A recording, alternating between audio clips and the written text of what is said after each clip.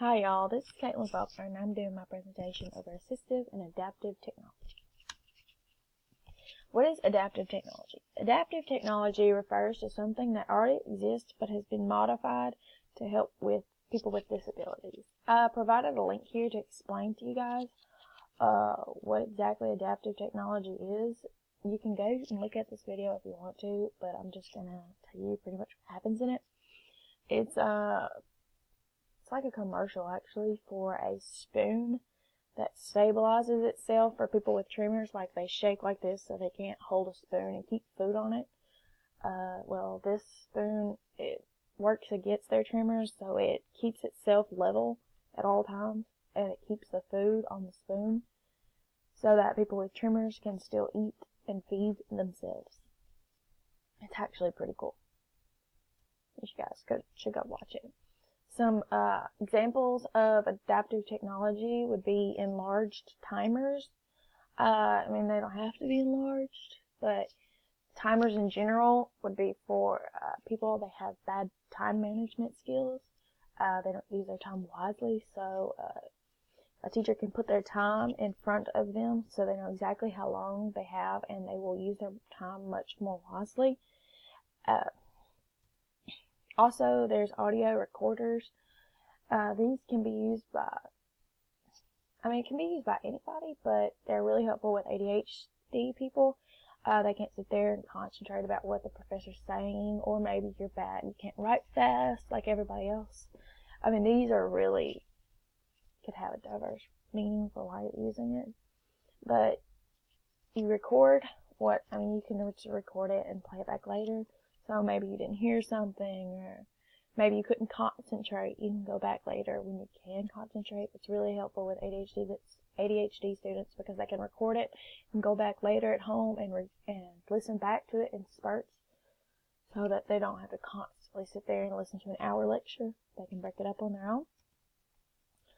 Here's some modified keyboards. There's actually a lot of keyboards.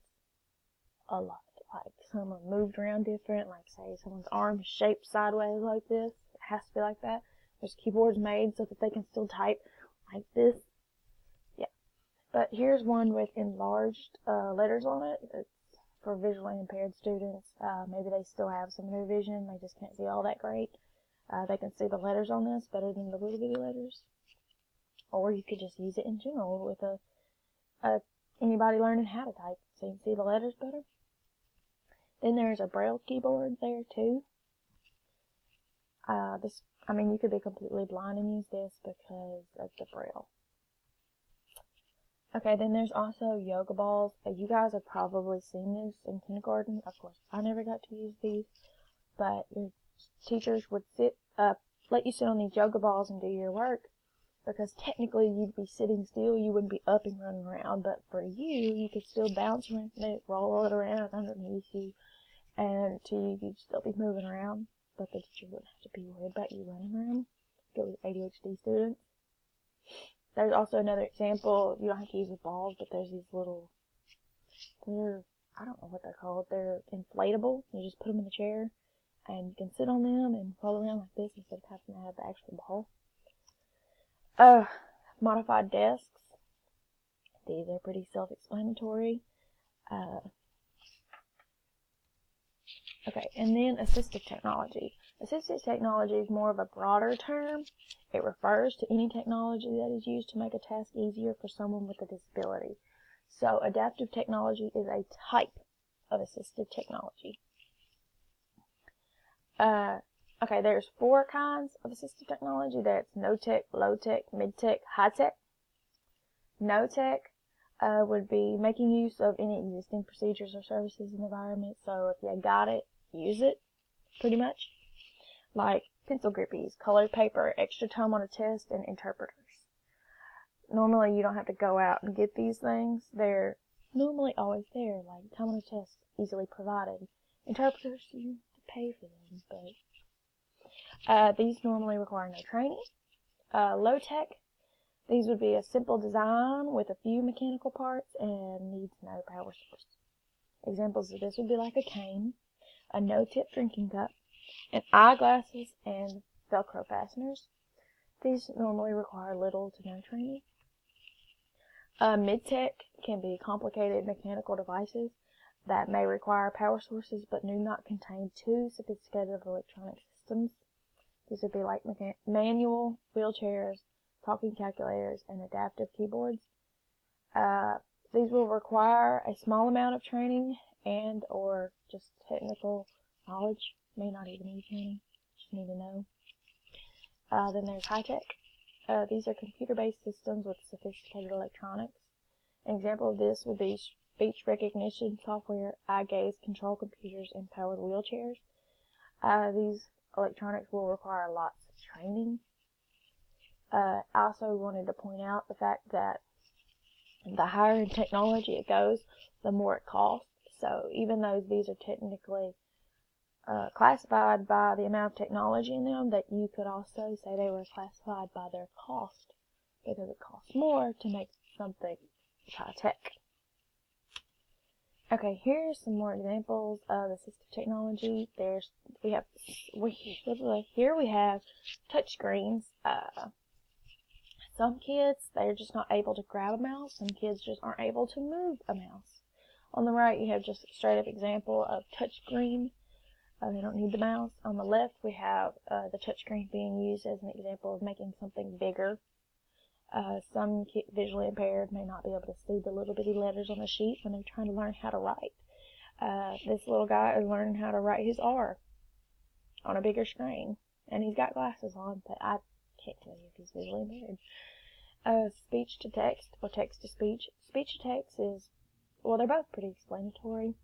Speech to text, you can talk and it literally types it out for you. I, as a college student, would love that, especially in my lecture classes. Then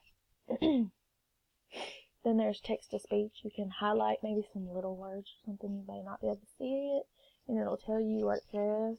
That would be pretty helpful in college too, because sometimes I just can't pronounce a word. Okay, eye gaze controlled computers. These are actually really cool. These computers don't have mouses. Their cursor is controlled by your eyes. You just stare at the computer. I don't know how. I've researched, but pretty much you just look at the computer screen and there's a camera and it knows where your eyes are looking and it knows to click on that, and you don't need your hands or nothing. This guy on the left is probably completely paralyzed and he's still controlling the computer, and to me that is absolutely crazy and amazing. Okay, I also have a video for you guys so that you can see assistive technology in action. Wrong button.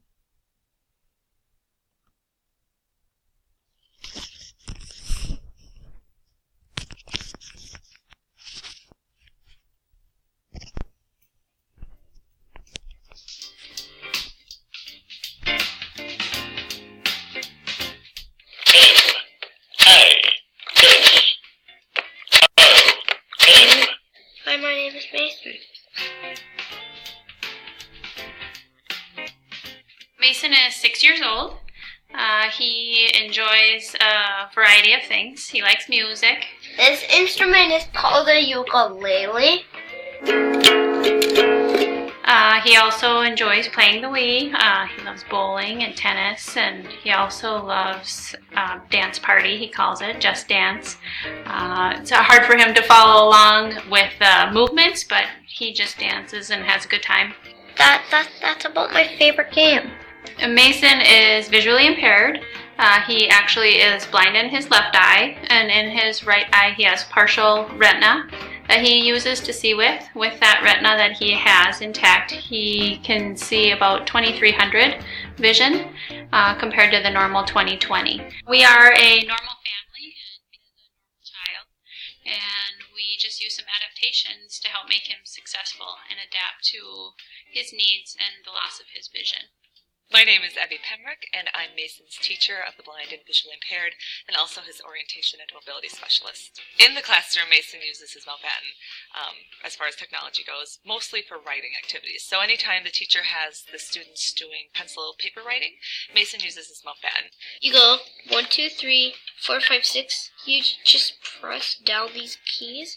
When you type something, It will tell you what you typed.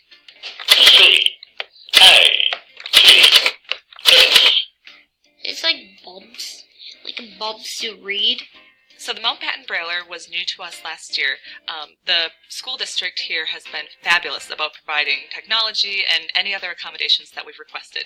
So the school district purchased the Mountbatten for Mason to use as long as he needs it. He can read some large print, but at this point we are teaching him Braille early so that as the letters get smaller and the grades get bigger, he can keep up with the class by being real comfortable with the Braille.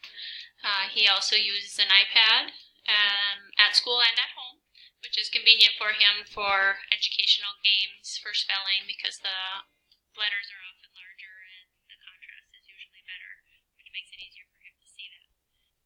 Spell came.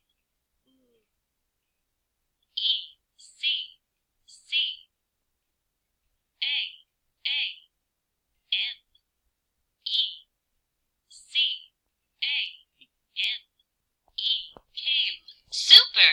Mason uses the smartboard at school, which is great for him because it's so large. Often it's high contrast. He can interact with the smartboard just like his classmates can.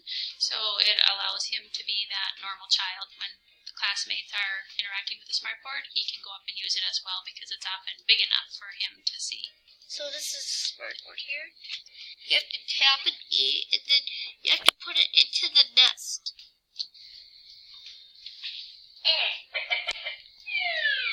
Technology in the field of blind and visual impairments is constantly changing, and in fact, Mason, while he's using a Mountbatten now, that's not necessarily the primary piece of technology that he'll be using in a couple of years. There are Braille note takers, there's screen reading devices. Technology is constantly changing, and Mason, because he's so technology driven, that will probably be continuing to integrate technology into his classroom experience. I'll see you later. Gotta try. Bye.